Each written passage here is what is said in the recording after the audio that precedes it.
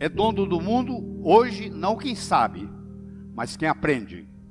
Porque quem sabe, sabe conhecimentos obsoletos, que não funcionam mais no mundo de hoje. Aquilo que o seu avô e o seu bisavô teve sucesso, não se aplica mais ao mundo de hoje. Nós podemos ter um conhecimento do pescoço para cima. É um conhecimento abstrato, que não leva a nada. E nós podemos ter um conhecimento que leva à competência de ação, que é isso que a vida exige da gente. Olha o que o Alvin Toffler dizia já mais ou menos há uns 20 anos atrás. Os analfabetos do século 21 não serão aqueles que não sabem ler e nem escrever, mas aqueles que não sabem aprender, desaprender e reaprender.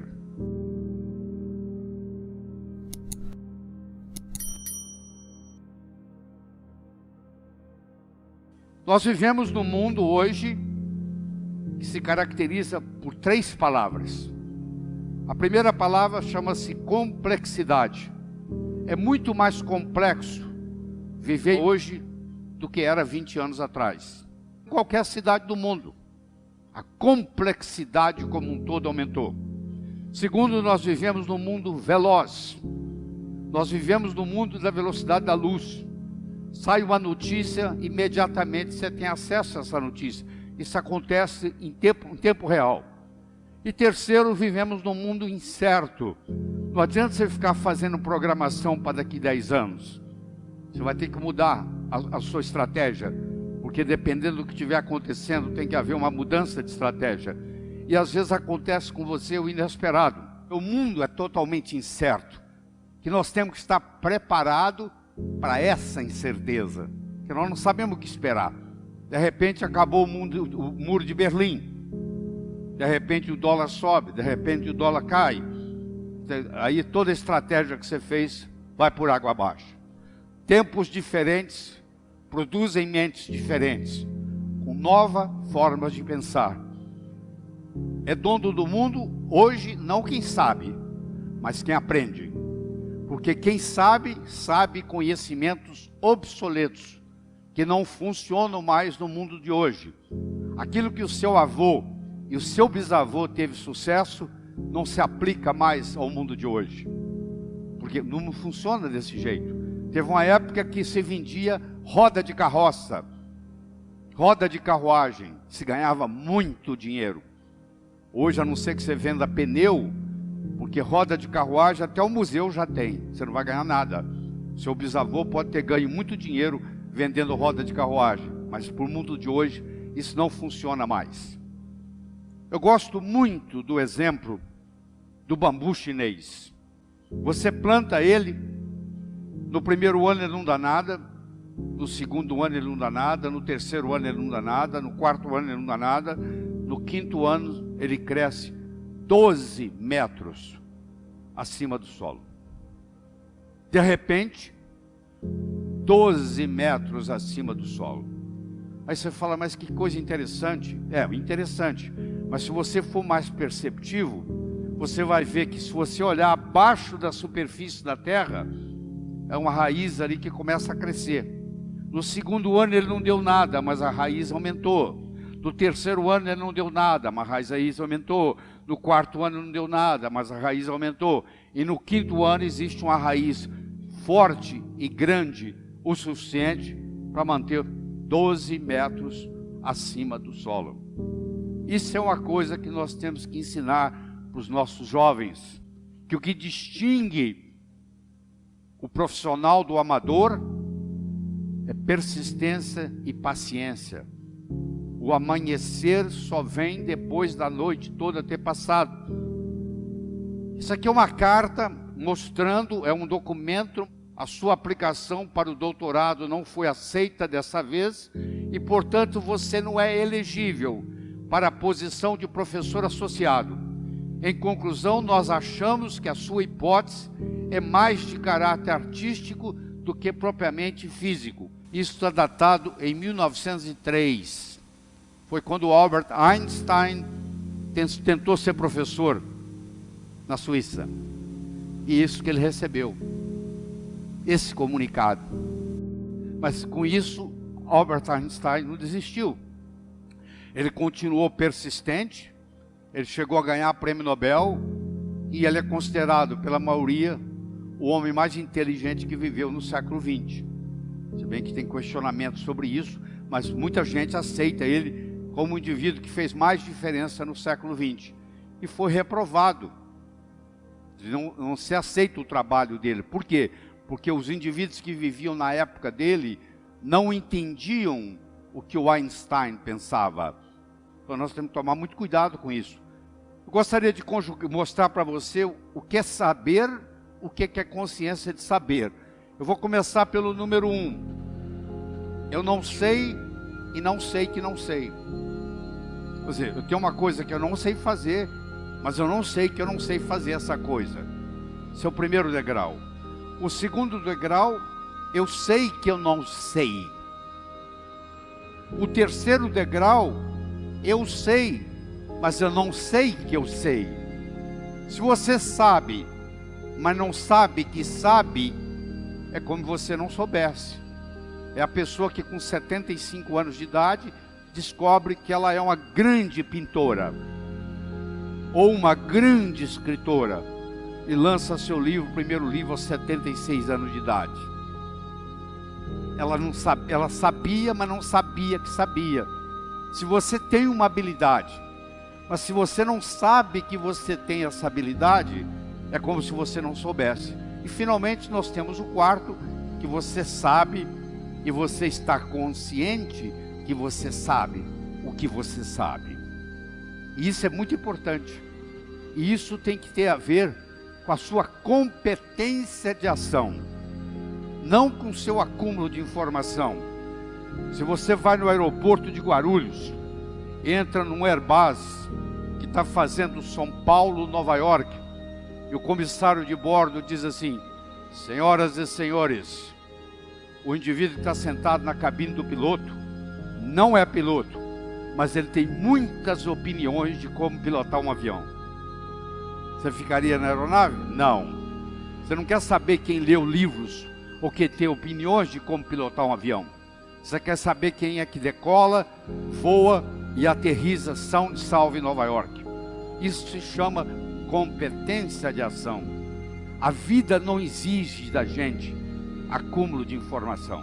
A vida exige da gente competência de ação.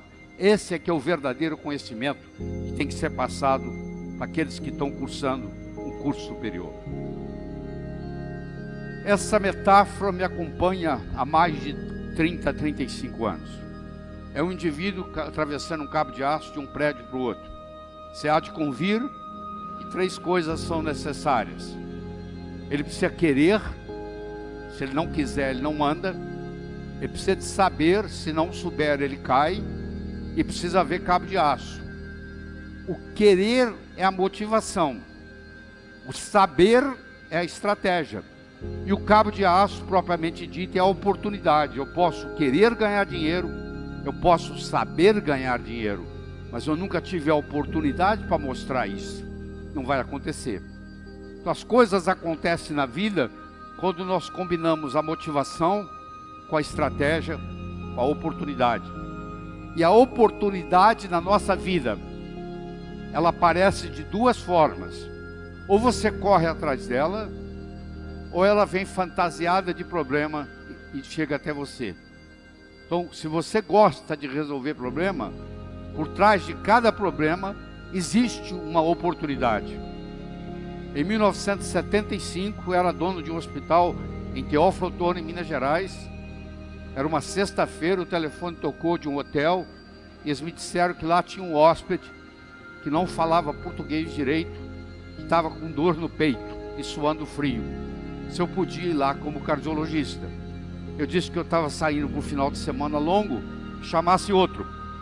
E ele disse: ó, eu já chamei 2 médicos e eles falaram a mesma coisa. Eu falei: tá bom, estou indo. Cheguei lá, eu encontrei um sujeito polonês que falava praticamente nada de português. E na época eu falava muito pouco de inglês. Eu levei ele para o hospital, fiz um eletrocardiograma, ele estava infartando. Levei ele para o hospital. No caminho para o hospital, ele me pergunta assim: você conhece meu filho? Eu falei: quem é seu filho? O meu filho é o chefe de cardiologia de Harvard. O nome dele é Peter Marocco. Eu falei: eu não conheço o seu filho pessoalmente, mas eu conheço os livros dele, os trabalhos, e eu estudo pelos trabalhos do seu filho. 48 horas depois, o filho dele saiu de Boston, Massachusetts, e veio para Teófilo Otoni ajudar a cuidar do pai. E por incrível que pareça, ele era casado com uma brasileira, de Americana, São Paulo, e falava português. E nós fizemos amizade, e eu vou encurtar a história, e eu terminei em Harvard. Não pelo mérito, mas pela oportunidade que a vida me deu. Olha que interessante, a oportunidade, ela vem fantasiada de problemas. Por trás do problema existe a oportunidade esperando. Isso tem que ser ensinado para os jovens, a aprender a gostar de problemas, porque os problemas são os nossos melhores amigos, tá? Eles que nos fazem crescer. E você nunca terá uma segunda chance de causar uma primeira boa impressão. Então você, nos primeiros 3, 4 minutos que você conhece alguém, vai fazer uma diferença muito grande para você, o modo como você se comporta. Eu vou ilustrar isso aqui para vocês, mas do seguinte modo, que nós temos 2 tipos de poder. Nós temos o poder posicional, que é o poder da posição que nós ocupamos. Você é general do exército, todo mundo presta continência para você. É domingo de manhã, você está de bermuda, camiseta, chinelo, você vai até a banca de jornal comprar um jornal, ninguém sabe quem você é, a única coisa que vai se manifestar é o seu poder pessoal, que é um poder linguístico. A posição você pode perder, você deixou de ser o CEO de uma empresa, você deixou de ser o diretor de uma escola, você deixou de ser um general do exército. Agora, o poder pessoal, você deixou de ser o capitão o comandante do avião. Isso são poderes posicionais. São todos passageiros. Todos eles passam. Agora, quando você ensina a pessoa a ter um poder pessoal, no momento que essa pessoa abre a boca, esse poder se manifesta. Isso tem que ser ensinado. A vida tem sempre o direito de nos surpreender, com coisas boas ou com coisas ruins. Nós temos que estar aberto para essa perspectiva, porque tudo o que acontece de importante na sua vida aparece num ângulo de 90 graus. Se eu perguntasse para você quais foram as 3 melhores coisas que aconteceram na sua vida até hoje, eu lhe garanto que pelo menos 2 das 3 não foram programadas. Você não levantou, acordou um dia e diz: hoje eu vou conhecer alguém, que eu vou começar a namorar, que eu vou me apaixonar, que eu vou me casar. Não foi assim. Você foi a algum lugar, você conheceu alguém, você namorou, se apaixonou, casou. A empresa que você trabalha hoje, você não acordou um dia e disse assim: hoje eu vou responder um anúncio do jornal, vou mandar o meu currículo, vou para uma entrevista de trabalho e eles vão me selecionar. Não. De algum jeito você foi para uma entrevista e você foi selecionado. Olha que interessante. A vida nos surpreende. Você tem que estar aberto para essa perspectiva. Que as coisas importantes na vida acontecem num ângulo de 90. A importância da meta per se não é atingi-la. A meta nos ajuda a nos colocar em movimento, e nesse processo de movimento, num ângulo de 90 graus, coisas muito mais importantes vão ocorrer. Então leve isso em consideração, que a vida tem sempre o direito de nos surpreender. Mas para isso acontecer, nós temos que ter a mente aberta. Infelizmente, nós aprendemos muito, uma série de preconceitos no que diz respeito ao conhecimento, e achamos que aquilo que nós estamos aprendendo é verdadeiro. Nem tudo que é verdadeiro é ensinado, e nem tudo que é ensinado é verdadeiro. E nunca deixa aquilo que você não pode fazer atrapalhar aquilo que você pode fazer. Ah, eu não posso fazer isso, eu não posso fazer aquilo, eu não posso fazer aquilo. Eu não estou perguntando o que você não pode. Eu quero saber o que é que você pode fazer na situação que você está, com o conhecimento que você tem. Tem que começar de algum lugar. Você não pode ficar esperando ser super para começar. Você começa, e o melhor dos mestres é o próprio universo, que vai nos ensinar. Porque o universo nada ensina melhor do que a sua própria experiência. Claro que se você aproveitar a experiência alheia, encurta o processo de aprendizado, mas nada impede que você aprenda por si próprio. E hoje, mais do que nunca, há uma grande necessidade do autodidatismo, que é você aprender por conta própria. Porque se você depende do mestre para lhe ensinar, você só chega onde o seu mestre chegou. Se você aprende a aprender sozinho, que é uma coisa simples de fazer, é só começar, o céu é o limite. O seu limite vai ser o seu potencial. E nem todo mundo nasce com o mesmo potencial. Os maiores tesouros da humanidade estão enterrados no cemitério. São pessoas que nasceram, viveram, morreram e não foram capazes de exercitar o seu potencial. Quando você transcender o seu endereço cósmico, eles vão te perguntar lá em cima: o que você fez com esse potencial, com essa habilidade que eu lhe dei? Você vai ser cobrado por isso, que você recebeu alguma coisa e não fez nada com ela. Você imagina um peixe que nunca saiu da água. Você acha que ele sabe que ele vive na água? Não. Se ele nunca saiu da água, ele não sabe o que não é água.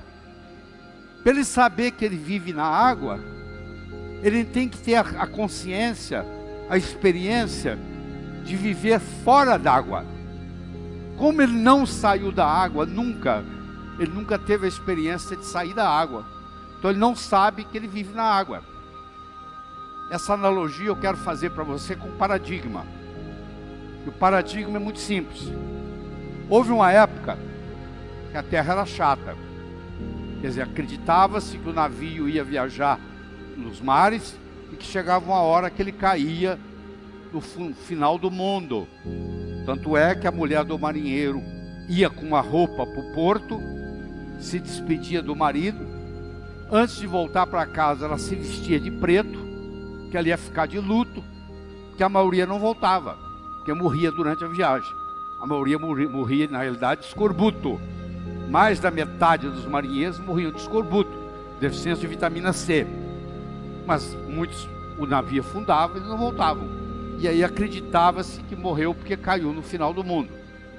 Quando foi trazido o conceito de que o mundo era redondo, o paradigma que nós vivemos hoje, de que o mundo é redondo, quando o mundo era plano, era impossível fazer uma viagem de volta ao mundo, no mundo plano. Hoje você pode fazer uma viagem de volta ao mundo, no mundo redondo. Olha que interessante. Quando o paradigma mudou do mundo plano para o mundo redondo, as possibilidades se multiplicaram. Aquilo que é impossível na sua vida, hoje, é impossível no paradigma que você está vivendo. Se você mudar o paradigma, as possibilidades se multiplicam. Toda vez que você tiver alguma coisa que você achar que é impossível, ela é impossível no paradigma que você vive. Se você mudasse o paradigma, como aconteceu aqui, as possibilidades agora de volta ao mundo vão aparecer. Você imagina, por muitos e muitos e muitos anos, existia uma teoria de que todos os cisnes eram brancos. E isso era acreditado no mundo inteiro. Quando a Austrália foi descoberta, pela primeira vez na história, lá apareceu cisne preto. Então essa teoria de anos e anos e anos, de que os cisnes eram brancos, com um exemplo, acabou a história. Isso acontece muito na medicina. A gente tem uma teoria muito sofisticada, até que parece uma doença, até que aparece um exemplo que destrói toda a teoria. por mais sofisticada que ela seja, se o exemplo encontrado não bate, aquela teoria, você vai me desculpar, ela é obsoleta. Você tem que jogar lá fora e começar a procurar outro paradigma.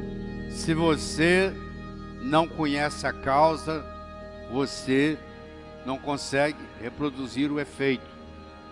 Você pode ganhar dinheiro, ficar rico, se estiver na hora certa, no lugar certo. Eu quero saber se vocês tomarem o dinheiro de vocês, se você ganha de novo. Porque pode acontecer que quem tivesse naquela hora certa, naquele lugar certo, seja você ou seja outro, ia acontecer. Para quem tivesse naquele lugar certo, na hora certa. Eu quero saber se poder tirar tudo que você tem, se você consegue ganhar de novo. Aí você conhece o caminho das pedras. Se você não conhece a causa, você não consegue na vida reproduzir os efeitos. Então, se você está preocupado com a sua saúde, que é a maior riqueza que você tem no mundo, tem nada que pareça com isso. Eu tive a oportunidade de fazer pré e pós-operatório durante 3 anos para o Dr. Michael DeBake em Houston, maior cirurgião cardíaco que o mundo já teve, e ele recebia mais de 100 pacientes por dia. Eu cuidava daqueles que falavam português e daqueles que falavam espanhol, e eram todas pessoas multimilionárias, que às vezes chegavam lá nos próprios aviões, com vários seguranças e etc., doentes, e iam ver o Dr. DeBake, e naquela relação médico-paciente, eles diziam para mim assim: Dr. Ribeiro, eu daria tudo que eu tenho para recuperar minha saúde. Eu daria toda a minha fortuna, toda a minha riqueza para recuperar minha saúde. E você tem a saúde, às vezes não dá valor para ela. Se você não tiver tempo para cuidar da sua saúde, um dia você vai ter que arrumar tempo para cuidar da sua doença. Se você fala assim: ó, eu sou muito ocupado, eu não tenho tempo para cuidar da minha saúde, eu falo: tudo bem, não se preocupe, um dia você vai ter que arrumar tempo para cuidar da sua doença. Vamos falar um pouco de saúde. Aquele que não tem tempo para cuidar da saúde terá que arranjar tempo para cuidar da doença. Viver muito com saúde é o legado de um estilo de vida saudável. Saúde você não consegue comprar no mercado. Você não consegue comprar em lugar nenhum. Mesmo que você tome suplementos, vitaminas, se você não tiver um estilo de vida saudável, isso não vai acontecer. Então, primeiro eu tenho que ver quais são os melhores alimentos. O melhor alimento que existe no mundo, sem dúvida, é o leite materno. Então, esse é o melhor alimento que existe. Não está disponível para vender. O segundo melhor alimento que existe está aqui, ó. Eu estou falando do ovo cozido, 7 minutos depois que a água está fervendo. O ovo tem tudo que a vida precisa. Dali vai sair um pintinho. Então, esse é o segundo melhor alimento. Eu ingiro 5, 6 ovos, às vezes até 8 ovos por dia. Terceiro é o óleo de coco, que a maioria dos médicos não entendem, porque eles dizem assim: mas o coco é um óleo saturado, mas é um óleo saturado de cadeia média, caprílico, capróico, cáprico, láurico, principalmente o ácido láurico. O ácido láurico também existe no leite materno, só que a concentração de ácido láurico no leite materno é 19%, no coco é 47%. O ácido láurico, quando ele cai no estômago, ele vira monolaurina. Ele mata fungo, ele mata bactéria, ele mata vírus, ele mata parasita. É como se fosse um antibiótico natural. Quem falar para você que o óleo de coco engorda, não entende de nutrição. O quarto alimento melhor no mundo, a Organização Mundial de Saúde já chegou a essa conclusão, o melhor cereal que existe é o quinoa. Tem todos os aminoácidos essenciais: a leucina, a valina, a isileucina, a lisina, a fenilalanina, a treonina, a metionina e o triptofano. São os 8 aminoácidos essenciais. Eles têm tudo isso numa proporção molar certa. E finalmente eu quero trazer para vocês o turmérico, a curcumina, a cúrcuma longa, o açafrão indiano, o açafrão da terra, o falso açafrão, tudo é o mesmo, tudo é a mesma coisa. Que você encontra hoje em qualquer supermercado bom. que é um pó amarelo, que você leva para casa, depois que você fez servir o seu prato, você joga ele em cima da comida. É o anti-inflamatório mais poderoso que a natureza fabrica. A Índia é o país que tem a menor incidência de Alzheimer, a menor incidência de Parkinson per capita. Sabe por quê? Porque o indiano come curry no café da manhã, come curry no almoço, come curry no jantar. E curry, o condimento do curry é feito à base do turmérico, é feito à base da curcumina. Então aí estão os melhores alimentos para você. Se você falar que não existe dado científico para anti-envelhecimento, você está blasfemando. Porque é muito comum o médico dizer, isso não é científico. Não, você não teve tempo de estudar, é diferente. O sol é seu amigo, você tem que mudar esse conhecimento. A sua avó, o seu avô, não tinha preocupação com o sol. Ele trabalhava no ar livre. O pescador que mora lá em Fortaleza, ele sai para pescar às 5 horas da manhã, ele pesca o dia inteiro, 365 dias por ano, uma vida inteira. Você acha que ele usa filtro solar? Não. Então isso é uma ilusão mostrada, você pensando que isso resolve alguma coisa. O filtro solar, como ele tem uma série de ingredientes químicos, que inclusive tem a ação de estrogenicidade, muitos deles funcionam como se fosse hormônio feminino, prejudicando até a masculinidade do homem. Houve uma lavagem cerebral e você deixou de aproveitar esse seu grande amigo, que é o sol, que é um dos melhores remédios que você tem.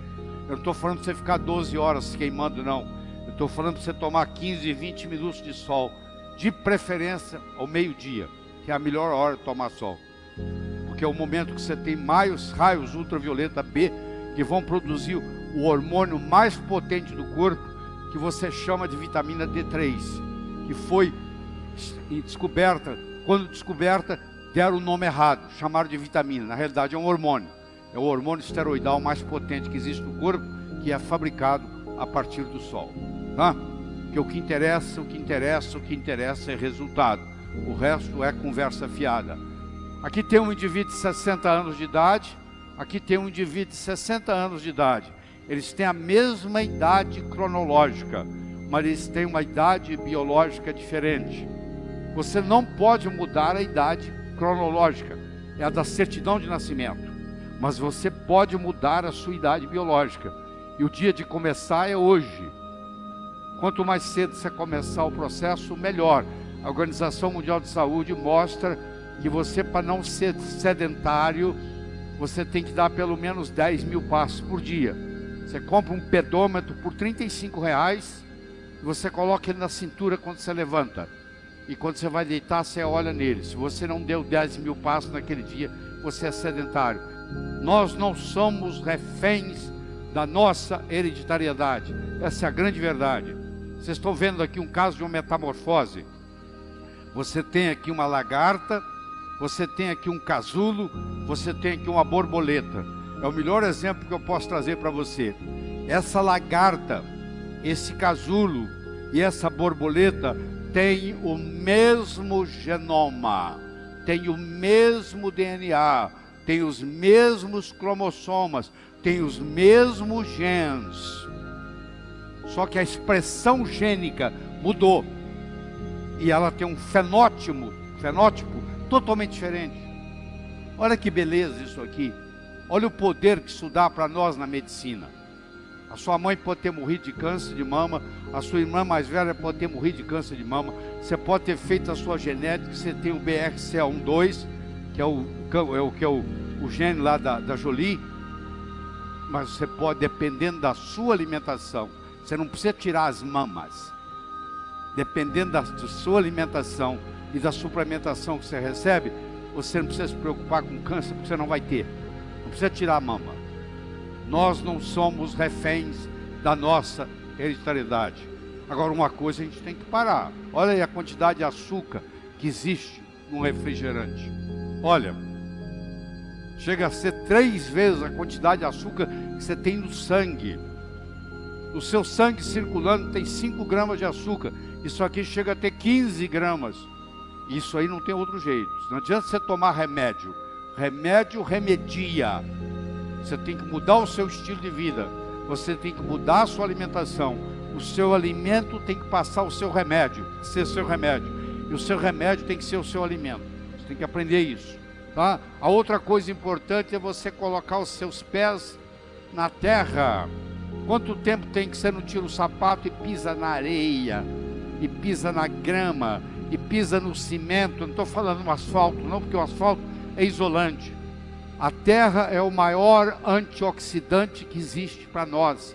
Ela está doando elétrons o tempo todo, se você pisar no chão.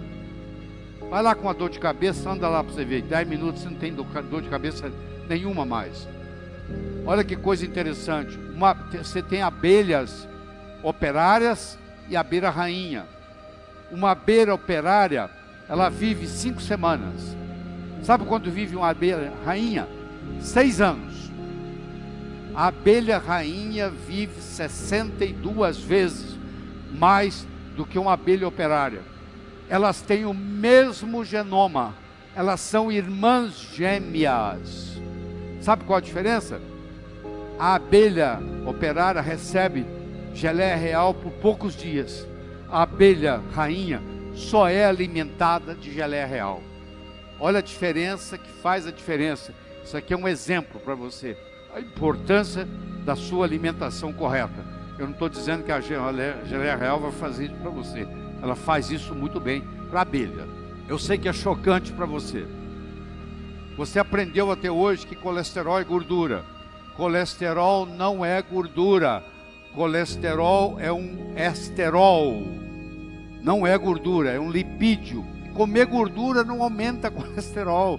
O que aumenta colesterol é açúcar. É carboidrato. Colesterol é feito de carboidrato no fígado. Isso é uma mentira que vem por mais de 20 anos. Uma lavagem cerebral que as pessoas acham, e muita gente deixa de comer gordura saudável, achando que vai aumentar o colesterol. Se o seu colesterol está elevado, eu te garanto que não tem nada a ver com gordura, porque colesterol não é gordura, tá bom? Quais são as suas crenças que não estão trazendo resultado desejável? Porque se eu uso óculos azuis, eu vou chegar aqui e vou achar que esse mundo aqui todo é azul. Se eu usar óculos vermelhos, eu vou achar que é vermelho. Eu interpreto a minha realidade pela minha experiência. Toda a realidade é subjetiva. Eu espero que eu esteja melhorando a sua com isso aqui. Eu gostaria de terminar uma história.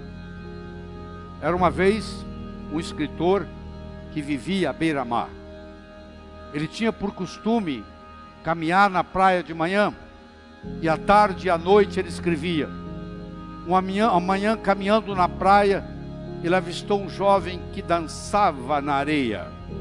Aquilo despertou a curiosidade dele. Ele se aproximou e perguntou para o jovem: o que é que você está fazendo, jovem? Está dançando? Ele falou: não, eu estou jogando estrelas do mar de volta ao oceano. A maré está baixa, o sol está quente, e essas estrelas do mar estão morrendo desidratadas na areia. Eu estou jogando-as de volta ao oceano. O escritor olhou para o jovem e disse: será que você não entende, jovem? Existem centenas e centenas e centenas de quilômetros de praia. Existem centenas de milhares de estrelas do mar na areia. Você jogar uma ou outra de volta ao oceano não vai fazer nenhuma diferença no total. O jovem foi lá, pegou uma estrela do mar, jogou no oceano, olhou para o escritor e disse: para essa eu fiz diferença. O escritor foi para casa. Naquela tarde ele não conseguiu escrever. Naquela noite ele não conseguiu dormir. Na manhã seguinte ele se juntou ao jovem, e os dois juntos começaram a jogar estrelas do mar de volta ao oceano. Eu não sei qual o impacto que essa nossa conversa vai ter em você, mas eu vou dizer uma coisa: se fizer diferença para um de vocês, eu já me dou por satisfeito. Muito obrigado.